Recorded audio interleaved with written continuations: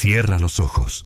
Ahora imagina que estás parado frente a una pared de roca pura, vertical, sin grietas, sin salientes. 400 metros de piedra que caen directo al vacío. Ahora abre los ojos, porque en esa roca hay una casa. No es un refugio improvisado, no es una caverna natural, es una construcción real, con habitaciones, con paredes levantadas por manos humanas, con ventanas que dan directamente al abismo. Y lo más perturbador no es que exista. Lo más perturbador es que nadie sabe con exactitud cómo la construyeron. En los próximos minutos vamos a recorrer 13 lugares donde alguien miró un acantilado, una corriente de río, un pilar de roca de 40 metros, o el fondo marino, y dijo: aquí construyo. No vinieron con grúas, no vinieron con andamios modernos, vinieron con cuerdas, con ingenio, con una comprensión de la física que todavía hoy nos deja sin respuesta. Lo que estás a punto de ver no es CGI, no son efectos especiales.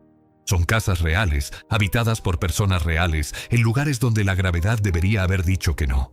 Bienvenidos a El Confín. Si disfrutas descubrir lo que el mundo esconde en sus extremos, suscríbete a El Confín y dinos en los comentarios desde dónde nos ves hoy. Este es tu lugar. Casa del río Drina, Serbia. Hay un río en Serbia que no pide permiso a nadie.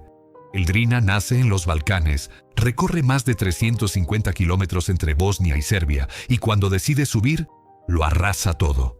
Sus crecidas son legendarias. Sus inundaciones han destruido pueblos enteros. Los lugareños lo saben. Lo han sabido siempre. Y aún así, en 1968, un grupo de jóvenes de la localidad de Bajina Bašta tomó una decisión que todavía hoy desafía cualquier lógica. Construir una casa encima de una roca solitaria que apenas asomaba sobre la superficie del agua, justo en medio de la corriente. No eligieron una roca amplia, no eligieron una roca estable. Eligieron un afloramiento de piedra de apenas 4 metros cuadrados de superficie, rodeado por el río en todas direcciones, sin acceso posible a pie, sin forma de llegar en seco cuando el caudal sube. La estructura que levantaron era de madera, sin cimientos tradicionales, sin anclajes de ingeniería. La casa descansaba sobre la propia roca como si la gravedad fuera un detalle menor. Lo que nadie esperaba era que sobreviviera tanto tiempo. Durante décadas esa pequeña construcción soportó crecidas, tormentas, corrientes que convirtieron el río en un torrente marrón y furioso. Cada vez que el Drina subía, los vecinos de Bajina Bašta miraban hacia la roca, esperando ver los restos de madera flotando río abajo. Y cada vez, cuando el agua bajaba, la casa seguía ahí, hasta que no estaba. La primera gran destrucción llegó en los años 90. Las lluvias excepcionales convirtieron el Drina en un monstruo. La corriente golpeó la roca con una fuerza que no dejó nada en pie. Los vecinos recuperaron los restos de madera de las orillas, aguas abajo. Y entonces hicieron algo que dice todo sobre el carácter de ese lugar. La reconstruyeron. No una vez, no 2 veces.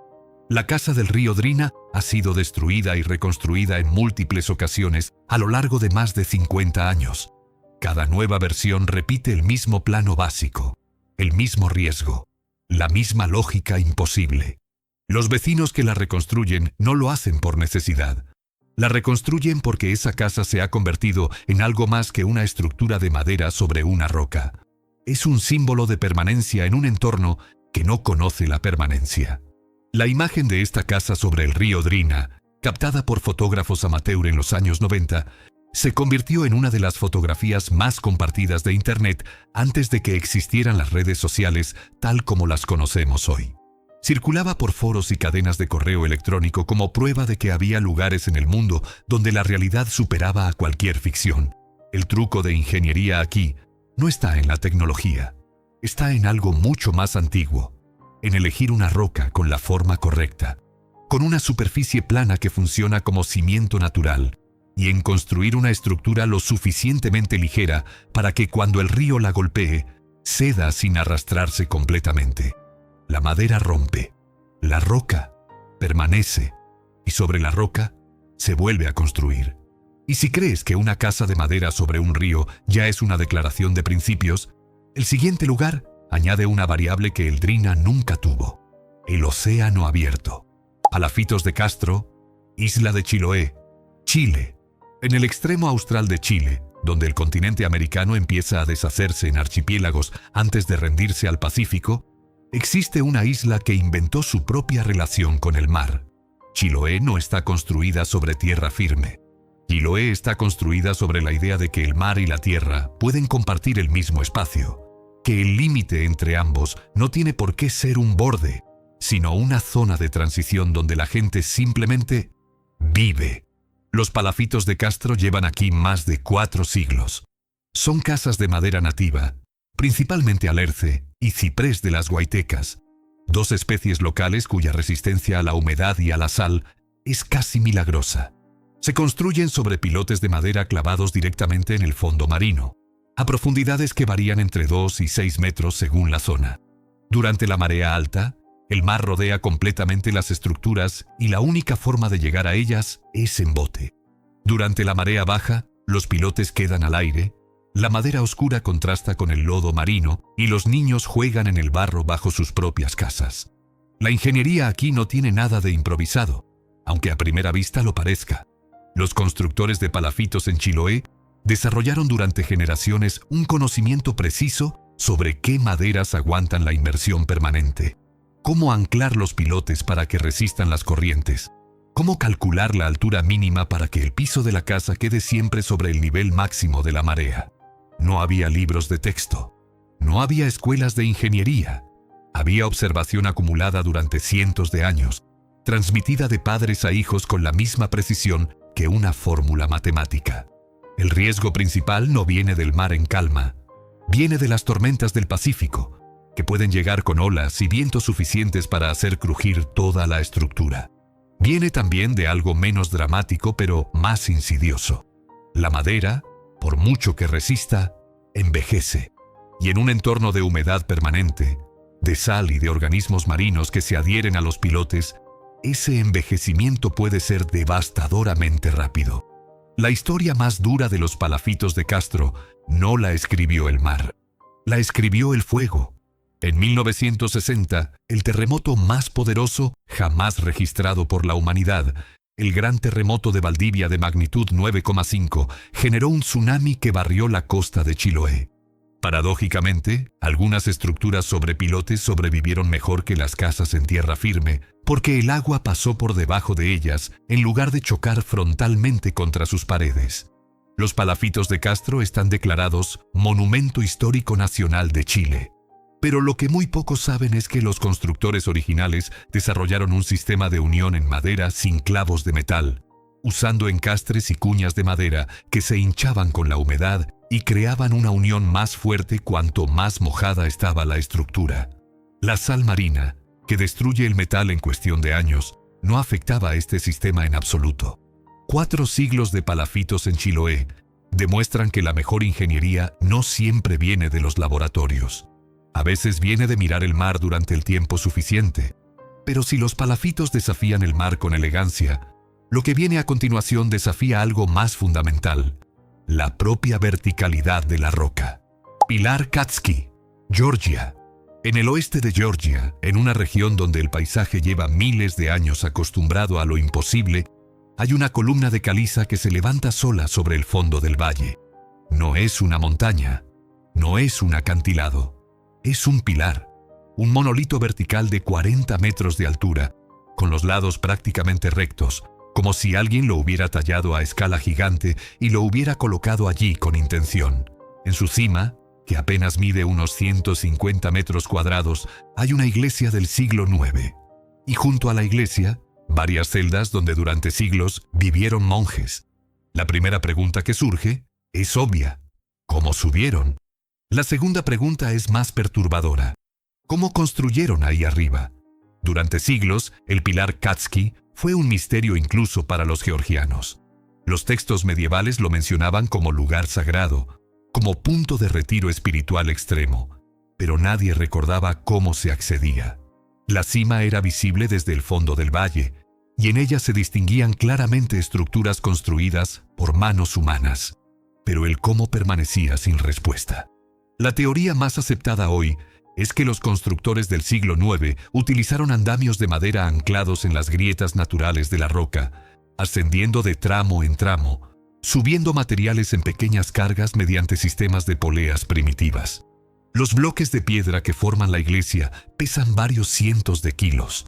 Subirlos 40 metros en una columna prácticamente vertical, sin maquinaria moderna, requirió una planificación y una ejecución que todavía hoy los ingenieros estudian con respeto.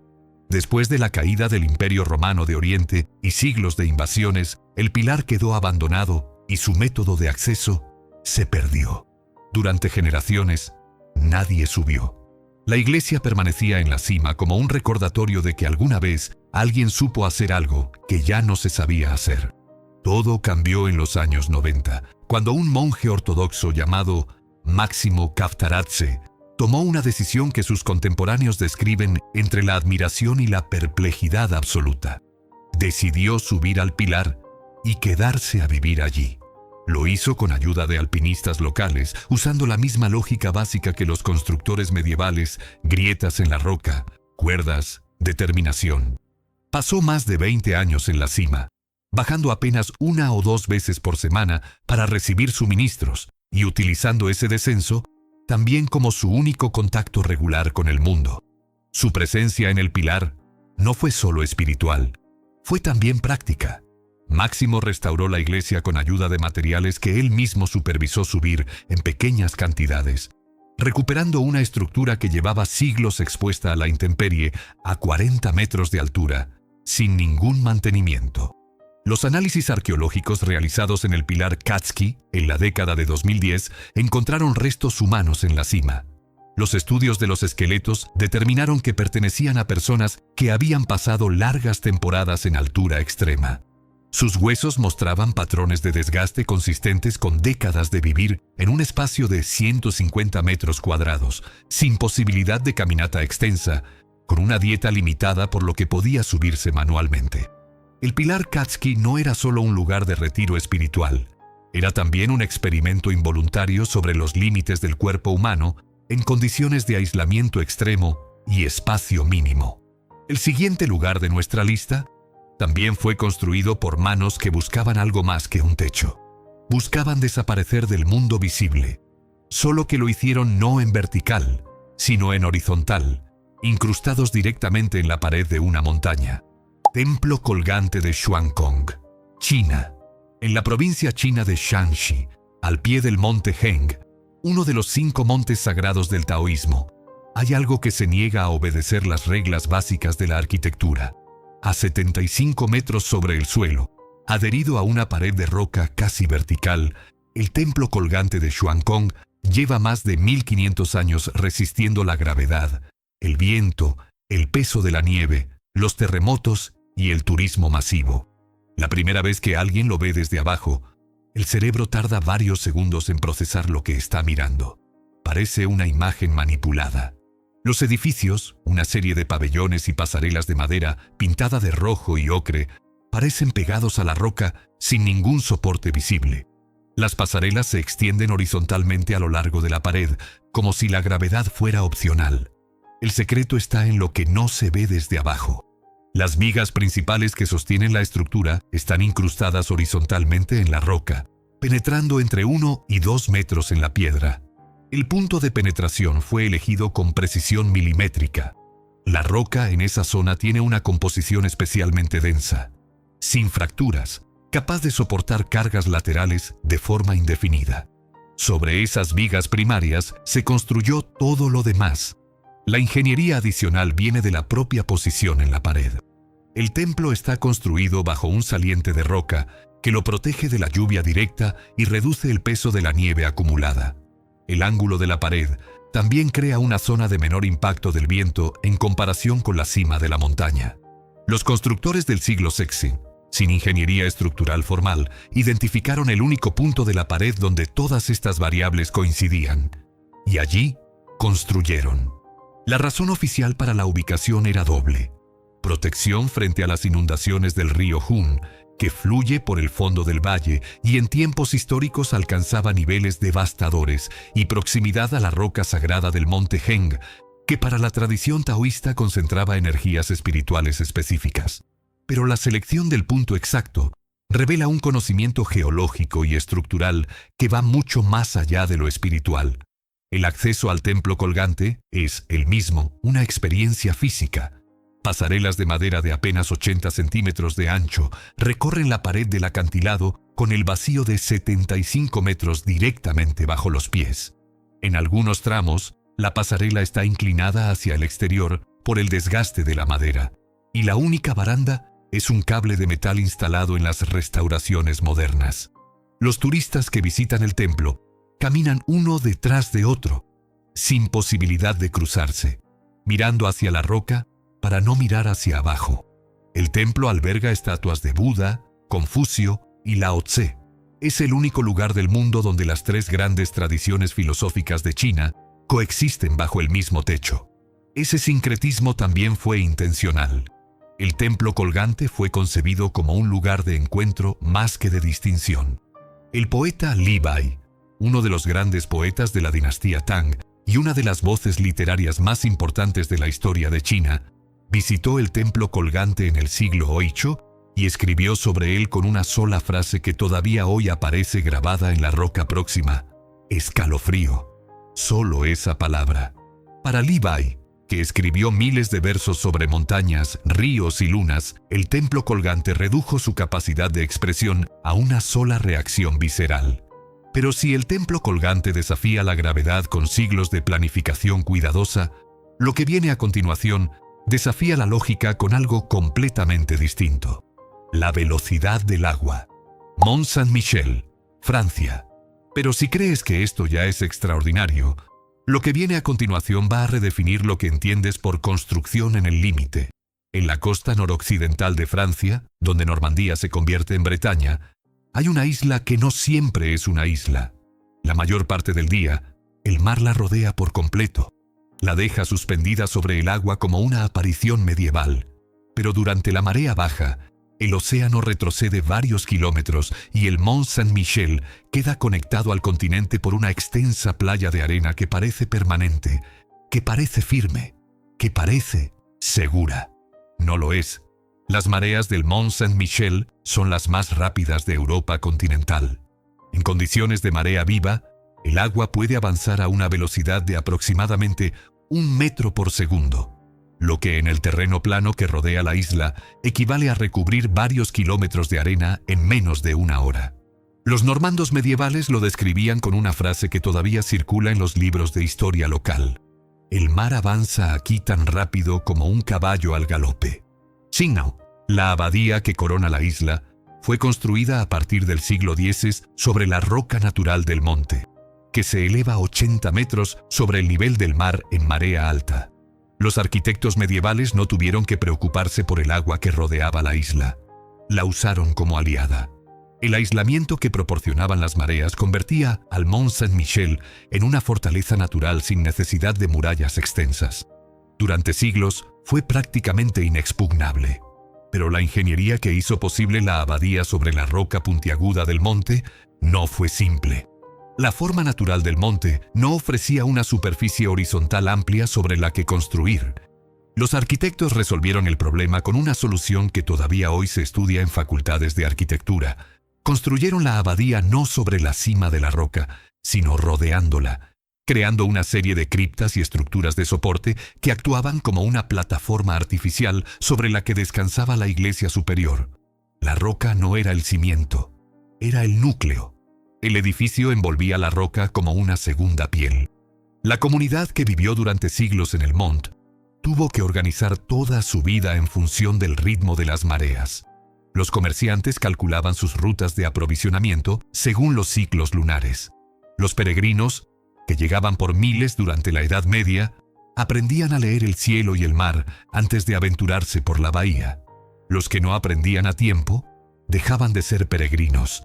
Durante la Revolución Francesa, el Mont Saint-Michel fue convertido en prisión.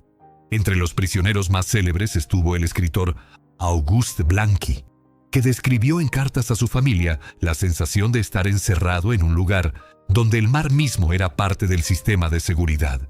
Escapar del edificio no significaba libertad, sino enfrentarse a una bahía de corrientes impredecibles y mareas que avanzaban sin aviso. La arquitectura medieval no necesitaba muros adicionales. El agua hacía el trabajo sola. Hoy existe una pasarela elevada que conecta el Mont con el continente durante la marea alta, pero la experiencia de caminar por ella, mientras el mar sube a ambos lados, sigue siendo uno de esos momentos en que la ingeniería moderna y la fuerza natural se miran de frente. Tonle Sap. Camboya existe en el sudeste asiático, un lago que no respeta los mapas. El Tonle Sap, en el corazón de Camboya, es el lago de agua dulce más grande del sudeste asiático durante la estación seca, cuando mide aproximadamente 2.500 kilómetros cuadrados. Pero cuando llegan los monzones, el río Mekong invierte su caudal y comienza a empujar agua hacia el interior en lugar de expulsarla. El Tonle Sap entonces crece y sigue creciendo. En su punto máximo, el lago puede alcanzar los 16.000 kilómetros cuadrados, 6 veces su tamaño original. El agua sube entre 8 y 10 metros sobre el nivel de la estación seca. Todo lo que estaba en tierra firme queda sumergido bajo metros de agua durante semanas. Aproximadamente 1 millón de personas viven en las orillas del Tonle Sap, y muchas de ellas no viven en las orillas. Viven sobre el lago. Las casas flotantes del Tonle Sap no son barcas convertidas en vivienda.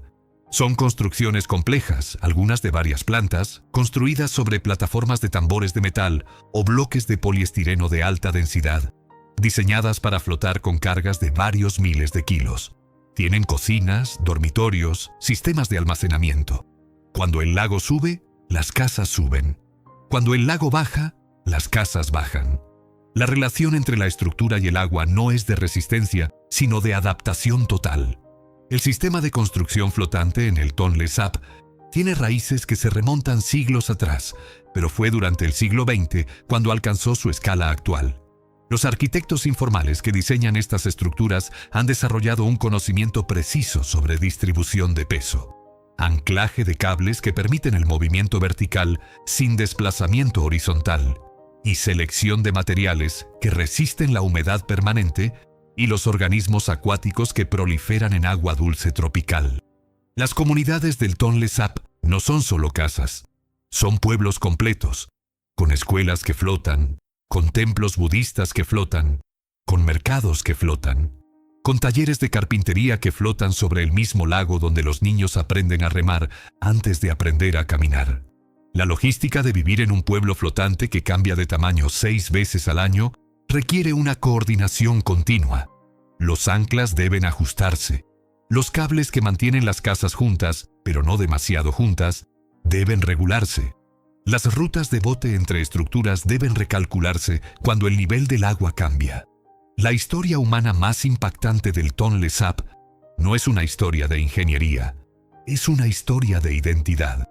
La mayoría de los habitantes de las comunidades flotantes son de origen vietnamita, una minoría que históricamente no ha tenido derecho a poseer tierra en Camboya. El lago se convirtió en su territorio por exclusión. Vivir sobre el agua era la única forma de tener un espacio propio en un país que no les asignaba suelo firme. La ingeniería flotante no fue solo una adaptación al entorno, fue una respuesta política a la exclusión. El sistema de inversión del caudal del río Mekong, que alimenta el Tonle Sap, es un fenómeno hidrológico tan singular que durante siglos los geógrafos europeos que recibían descripciones de él pensaban que sus informantes estaban equivocados. Un río que fluye en 2 direcciones según la estación del año contradice la intuición básica sobre cómo funciona la hidrología. El Mekong lo hace de forma natural y el Tonle Sap existe gracias a eso. Lo que el Tonle Sap demuestra es que la ingeniería más sofisticada a veces no está en resistir el entorno, sino en moverse con él. El siguiente lugar de nuestra lista tomó una decisión diferente. Decidió resistir. Y lo hizo en el entorno más frío y más aislado de nuestra colección. El Idaey, Islandia. En el Atlántico Norte, a unos 100 kilómetros al sur de la costa de Islandia, emerge del océano una isla que parece diseñada para recordar a cualquier visitante que la naturaleza no necesita su presencia. El Idaho tiene aproximadamente 0,45 kilómetros cuadrados de superficie, 0 árboles, 0 carreteras, 0 puertos y una sola construcción. Una casa de madera de 2 plantas, pintada de rojo, con 4 habitaciones, una sauna y una chimenea. No hay electricidad, no hay agua corriente, no hay comunicación fija con el exterior. La única forma de llegar es en barco desde la isla vecina de Heimaey, y únicamente cuando el estado del mar lo permite. En invierno, el mar entre las islas Vestmanna e Yar puede permanecer intransitable durante semanas.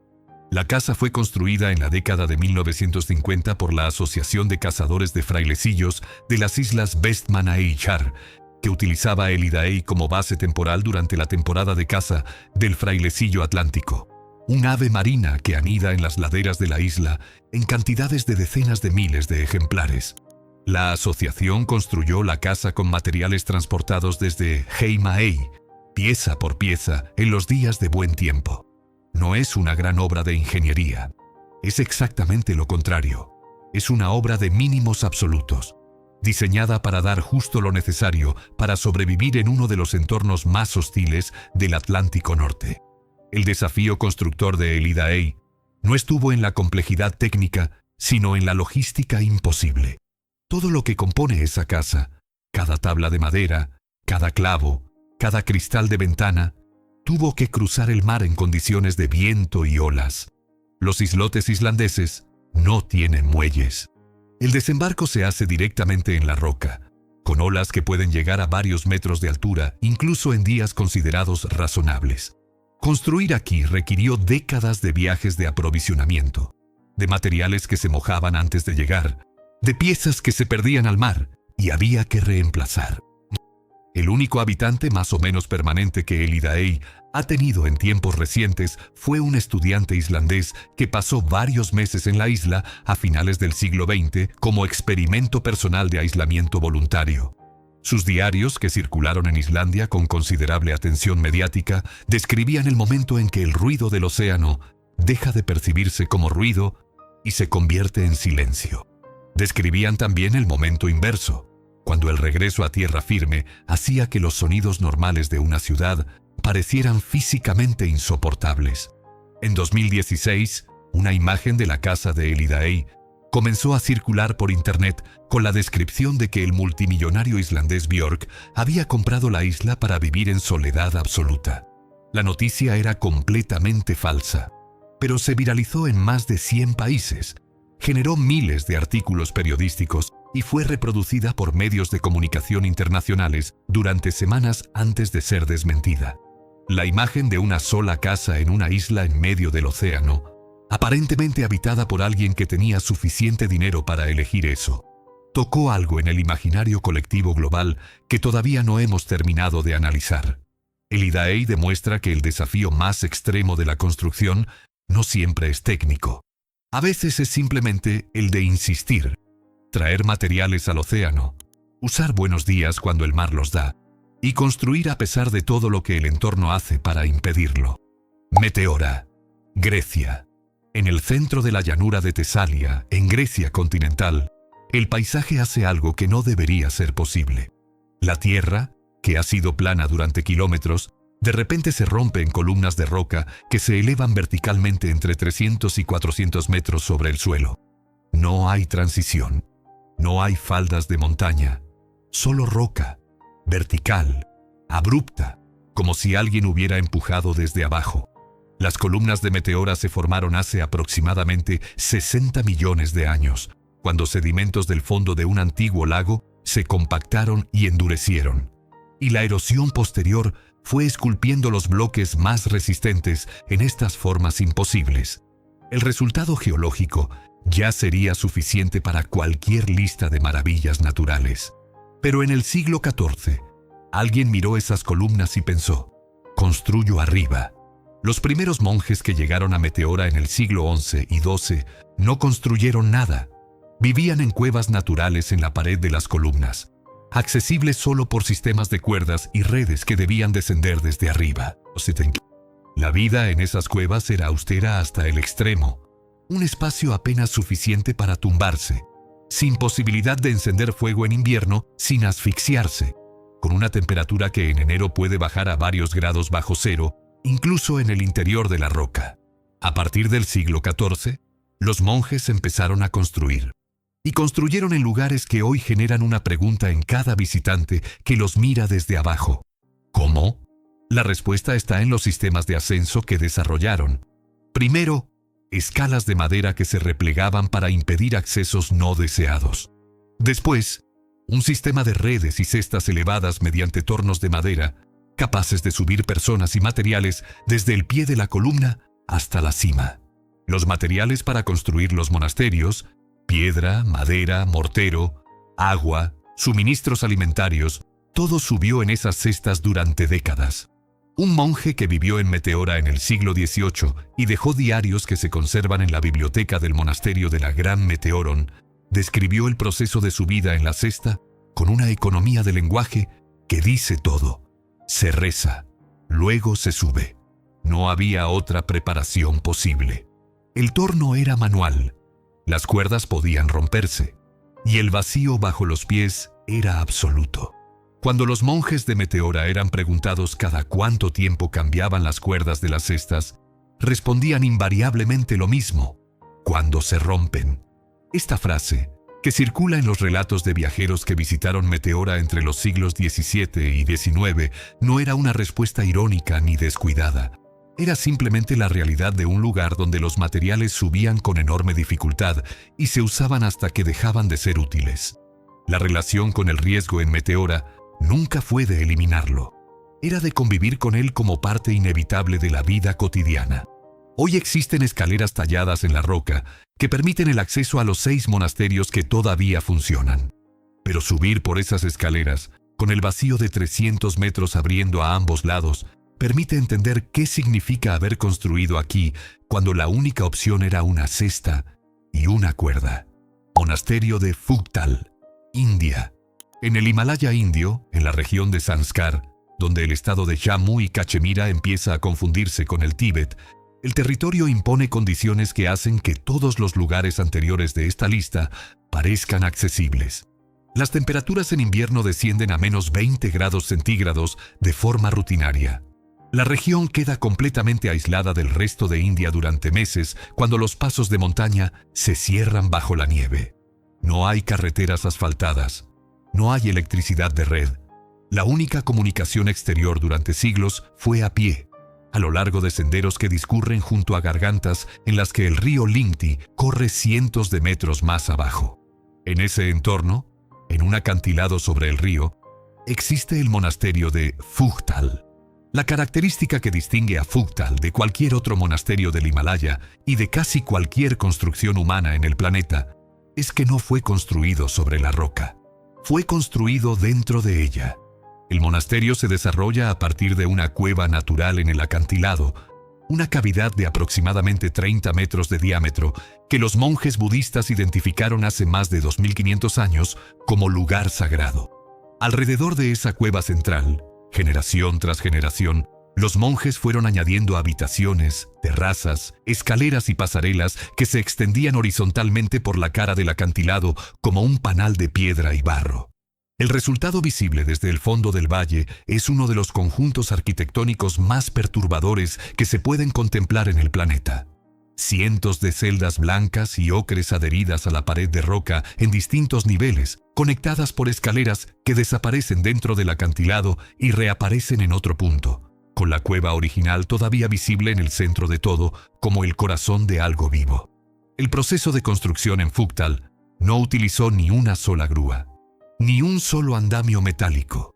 Toda la piedra que compone las habitaciones exteriores fue tallada a mano en canteras próximas y transportada a pie por los propios monjes.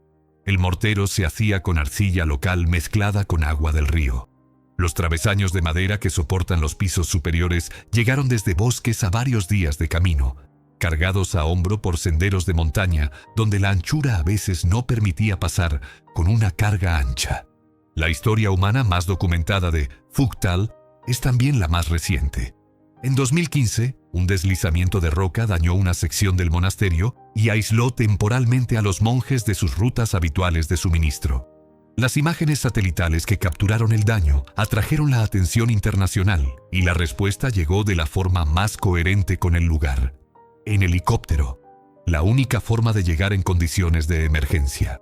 Los monjes que ayudaron en la reconstrucción lo hicieron como sus antecesores, con las manos, con tiempo, con piedra y arcilla. El monasterio de Fugtal tiene una biblioteca que conserva manuscritos budistas escritos sobre hojas de palmera importadas hace más de 1000 años desde el subcontinente indio. Las hojas de palmera no crecen en ningún punto a cientos de kilómetros a la redonda. Llegarlas hasta aquí, en el siglo X o XI, requirió un esfuerzo logístico comparable al de construir el monasterio mismo. Los textos que contienen esos manuscritos incluyen tratados de astronomía, medicina y filosofía que en algunos casos no han sido todavía completamente traducidos al inglés ni al hindi. Fugtal demuestra que hay lugares en el mundo donde la distancia del pasado no se mide en años, sino en kilos cargados a hombro por senderos de montaña. Y lo que viene a continuación demuestra que incluso esa escala puede superarse. Castillo de Liechtenstein, Alemania. En el estado de Baden-Württemberg, en el suroeste de Alemania, hay una historia que comienza con una novela. En 1826, el escritor Wilhelm Hauff publicó Liechtenstein, una novela romántica ambientada en el periodo de las guerras ducales del siglo XVI, en la que describía un castillo ficticio enclavado en el borde de un acantilado del Jura de Suabia. La novela fue un éxito inmediato, y un conde alemán llamado Wilhelm von Urach la leyó con una pregunta concreta: ¿y si lo construimos? Lo construyeron. Entre 1840 y 1842, el conde von Urach mandó levantar el castillo de Liechtenstein exactamente donde la novela lo situaba, en el filo de un acantilado de roca caliza del Jura de Suabia, a 817 metros sobre el nivel del mar, con una caída de más de 150 metros al fondo del valle, directamente bajo sus muros. Lo que hace al castillo de Liechtenstein único en esta lista no es su historia, es su ingeniería de imposición voluntaria. A diferencia de todos los lugares anteriores, nadie obligó a sus constructores a elegir ese emplazamiento. No había razones militares que lo justificaran. No había razones espirituales. No había tradición centenaria que lo explicara. Había un libro y la voluntad de convertirlo en piedra. El acantilado elegido tenía exactamente la superficie que la novela describía: un filo de roca de apenas 40 metros de longitud y 15 de anchura en su punto más ancho. Sobre esa superficie, los arquitectos del siglo XIX tuvieron que diseñar un castillo que pareciera medieval, que tuviera todas las características de una fortaleza histórica, pero que se sostuviera sobre una base tan estrecha que cada habitación dependía de la anterior para su estabilidad estructural.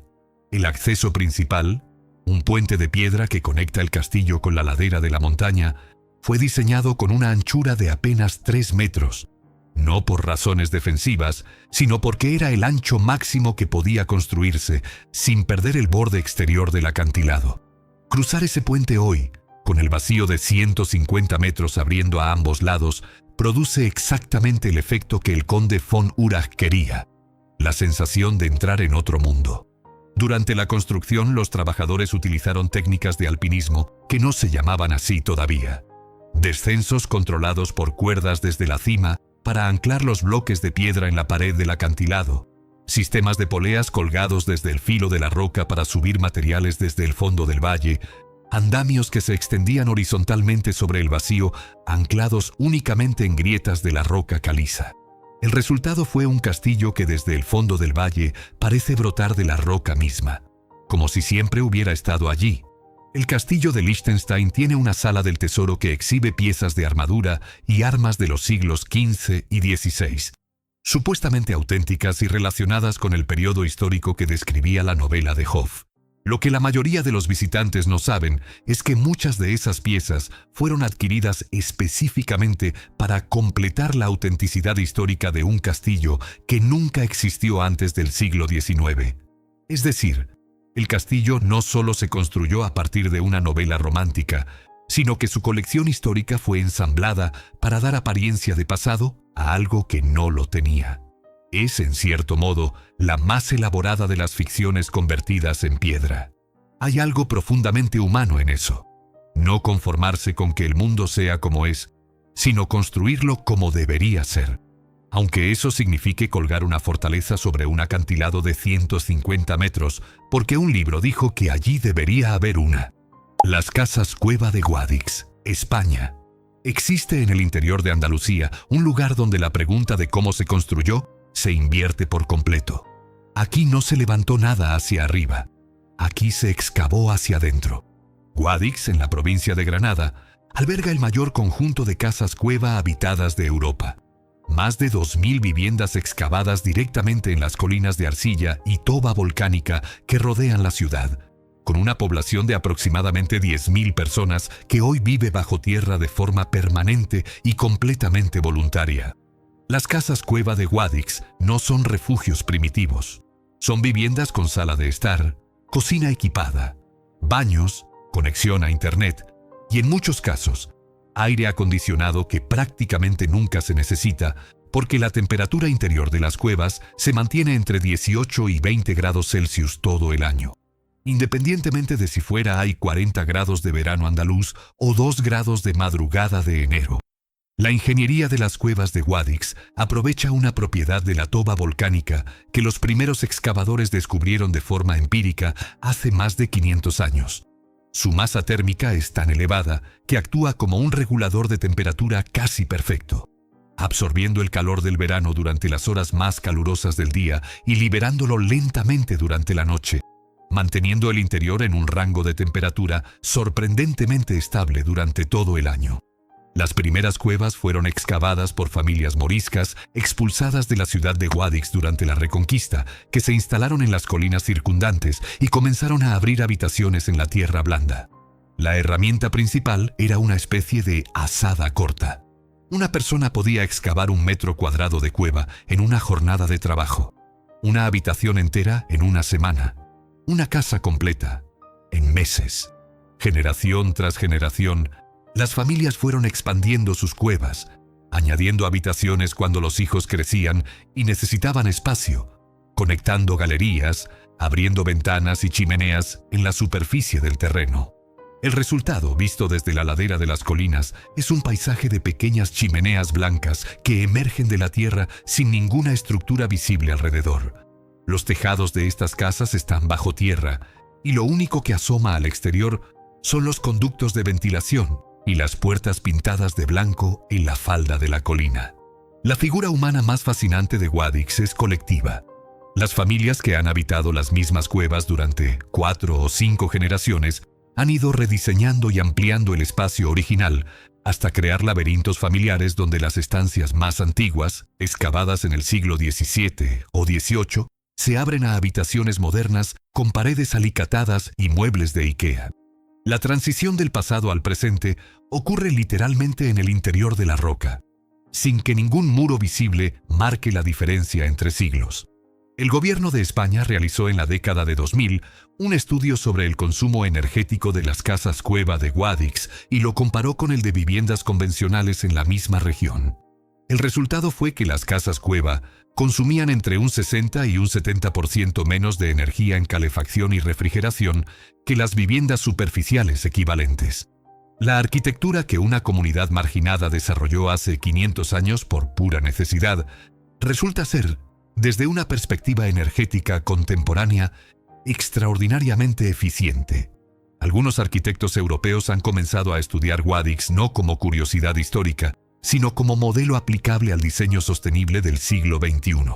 Excavar hacia adentro demuestra que la gravedad puede ignorarse, no solo construyendo por encima de ella, sino escondiéndose de ella. Pero lo que viene a continuación elige la opción más directa: mirarla de frente, suspendida en el aire, en el lugar más extremo de nuestra lista. Palafitos históricos de los Alpes, Suiza, Alemania, Austria. A orillas de los lagos alpinos que atraviesan Suiza, Alemania, Austria, Francia, Italia y Eslovenia, hay un secreto que el agua guardó durante miles de años. Bajo la superficie de esos lagos, a profundidades de entre 2 y 10 metros, yacen los restos de más de 900 sitios arqueológicos correspondientes a aldeas construidas sobre el agua entre el año 5000 y el 500 a.C. Aldeas enteras, con casas, con calles sobre el agua, con graneros, con talleres, construidas sobre pilotes de madera clavados en el fondo lacustre hace más de 6000 años. Los palafitos prehistóricos de los Alpes no fueron descubiertos por arqueólogos. Fueron descubiertos por el invierno de 1854, uno de los más secos de la historia registrada de Suiza, que hizo bajar el nivel del lago de Zúrich varios metros por debajo de su nivel normal.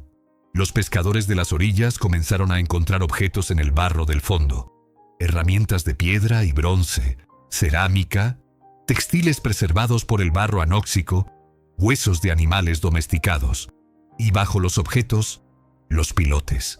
Miles de pilotes de madera perfectamente alineados, correspondientes a los cimientos de un poblado que había permanecido sumergido e invisible durante 3000 años.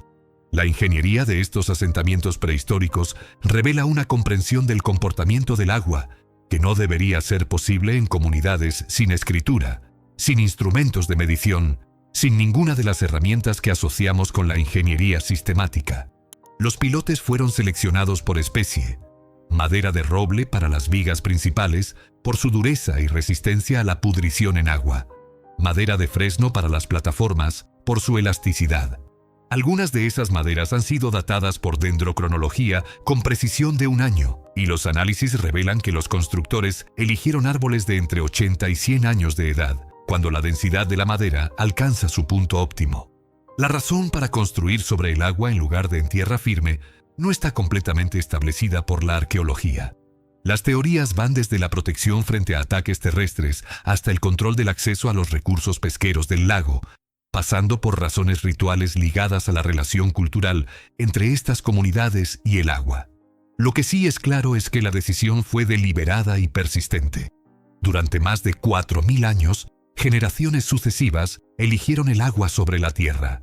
El barro anóxico del fondo de los lagos alpinos, un barro sin oxígeno que impide la actividad bacteriana, preservó materiales orgánicos de estos asentamientos con una fidelidad extraordinaria.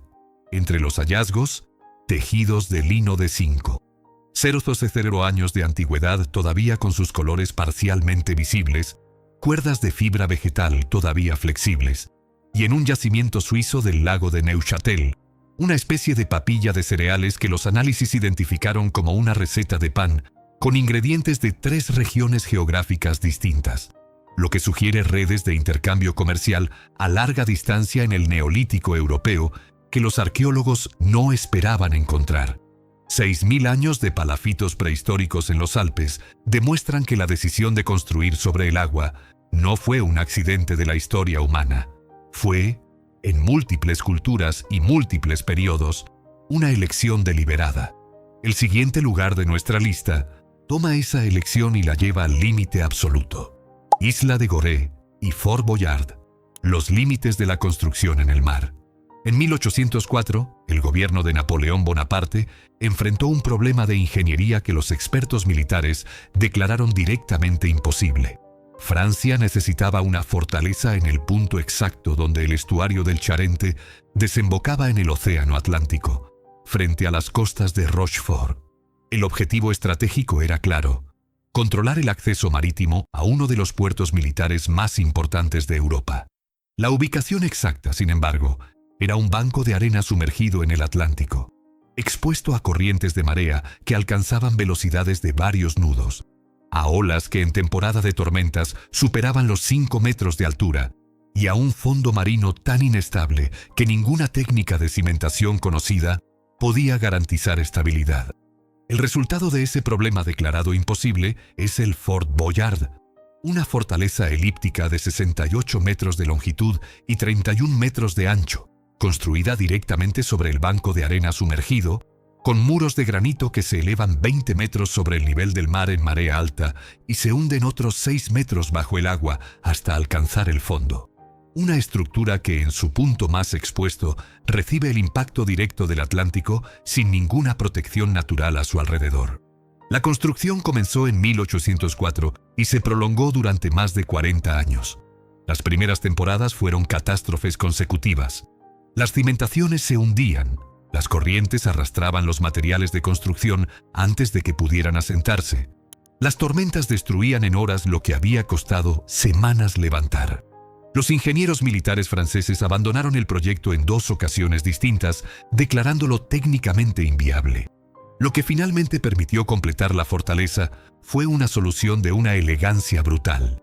En lugar de intentar resistir las corrientes, los ingenieros diseñaron un sistema de bloques de granito tallados con la precisión suficiente para encajar entre sí por gravedad, sin mortero, de forma que el peso de los bloques superiores comprimía los inferiores y la estructura se hacía más estable cuanto más alta crecía. El movimiento del agua pasaba alrededor de la fortaleza. No la desestabilizaba porque la propia masa del granito era suficiente para anclarla. Cuando el Fort Boyard se completó en 1857, la estrategia militar había cambiado hasta el punto de que la fortaleza era ya obsoleta. Nunca albergó tropas en combate. Fue utilizado como prisión durante algunos años, luego abandonado, luego convertido en escenario de un programa de televisión francés que desde 1990 emite sus grabaciones cada verano. La fortaleza que costó 50 años y múltiples crisis de ingeniería construir, se usa hoy para grabar concursos de aventura. La ironía es perfecta. Y también lo es la imagen. Una fortaleza oval de granito, sola en el Atlántico, con el mar golpeando sus muros por los 4 costados, construida con tecnología del siglo XIX, sobre un banco de arena que los ingenieros dijeron 2 veces que no podía sostenerse. Durante las fases más críticas de construcción del Fort Boyard, el ingeniero responsable del proyecto, Louis-Alexandre de César, calculó que completar la fortaleza llevaría toda su vida. Tenía razón. Murió antes de que se pusiera el último bloque de granito. Su sucesor tampoco lo vio terminado. Fueron 3 generaciones de ingenieros quienes pasaron el proyecto de mano en mano como una herencia técnica y una obsesión institucional. El Fort Boyard no lo construyó una persona ni una generación. Lo construyó la insistencia. Y eso, al final, es lo que une a todos los lugares de esta lista. No la tecnología, no los recursos, no el ingenio de un solo momento.